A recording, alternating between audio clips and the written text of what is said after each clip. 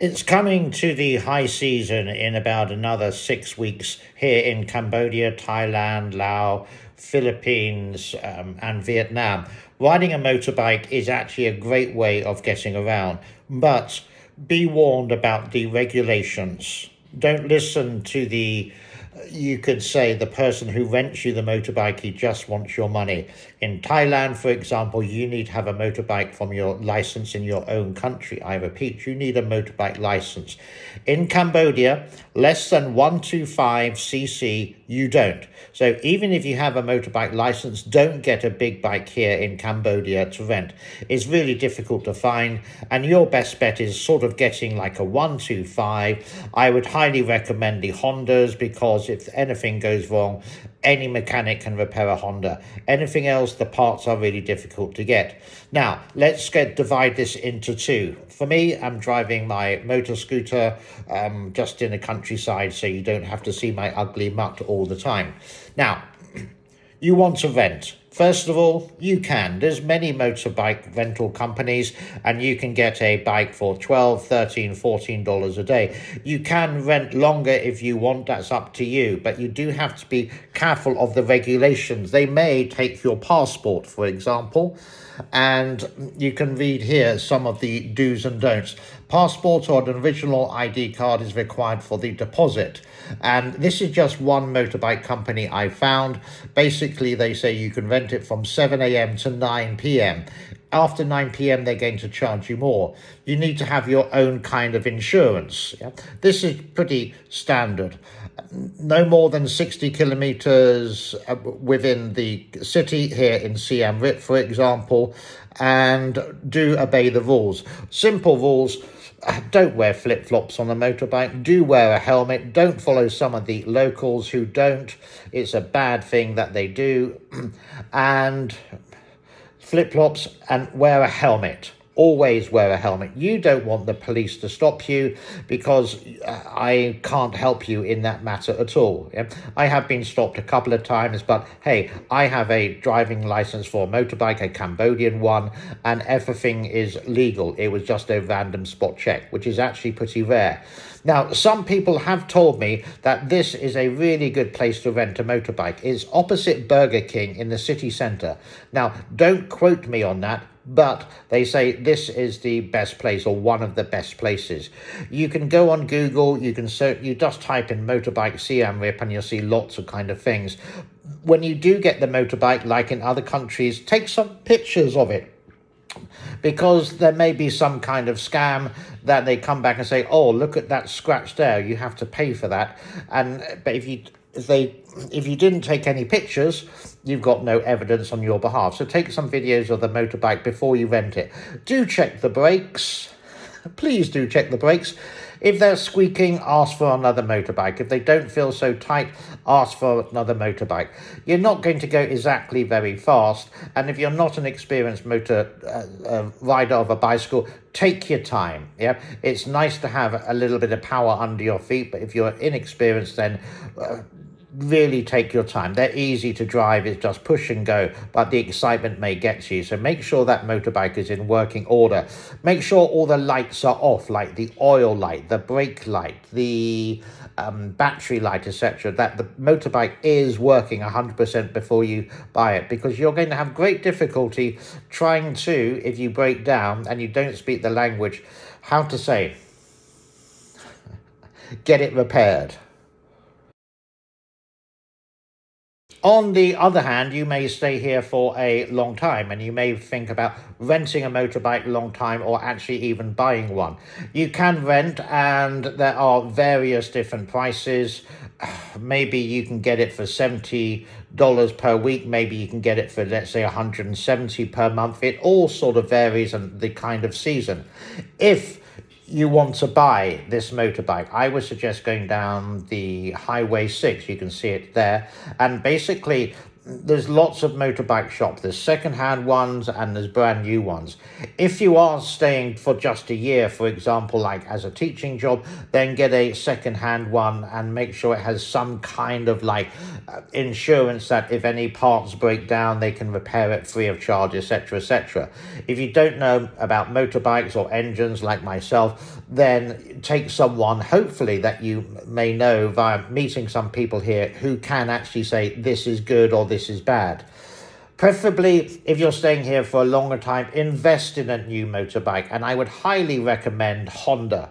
Again, there's about 2, 3, 4 Honda motorbike sales shops there, and you can buy one near enough within 1 hour.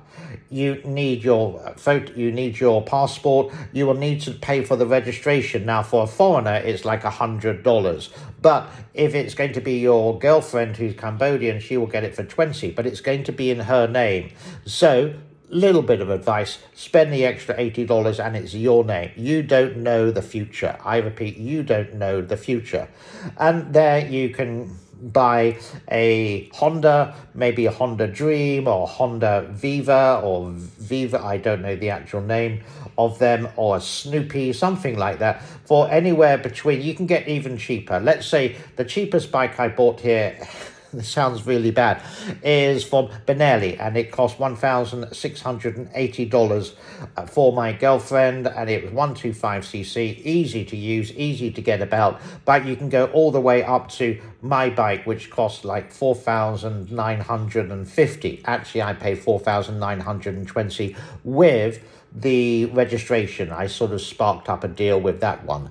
So you can get insurance. You don't have to, it's not a requirement to get it, buy insurance, but you can. You will have to go to different sources, and I can't really help you with that because it's too complicated to explain just on YouTube. But you drive slowly, you drive carefully. I'm not going to say you don't need it. It's always advisable to get insurance wherever you go, especially in a foreign country, and then you're covered in some kind of accident or whatever. You know, I don't want to go into the sad things. So these are the things about renting, buying a motorbike here in Siem Reap. 125cc, or let's say 124cc, you do not need a driving license. If you're just a tourist, you would need to drop a deposit of your passport. If you're long term, you can make up a deal. You can get secondhand. Make sure it is in your name. It takes a little bit of work, but it can be in your name. But it's going to be more expensive than a Cambodian or a Khmer person. And enjoy, be careful, make sure you always wear that helmet, always. Yep. You don't know, expect the unexpected. I know in other countries you have to, here you have to as well, but you'll see lots of people who don't. This is a big no-no because you just don't know, and you don't know where the police checks are. I think that's about it of me rambling. I hope it was useful. I will leave you with the rest of the video of my girlfriend and I just having an exciting moment in the countryside. God bless to all. I hope it was useful. Bye-bye for now.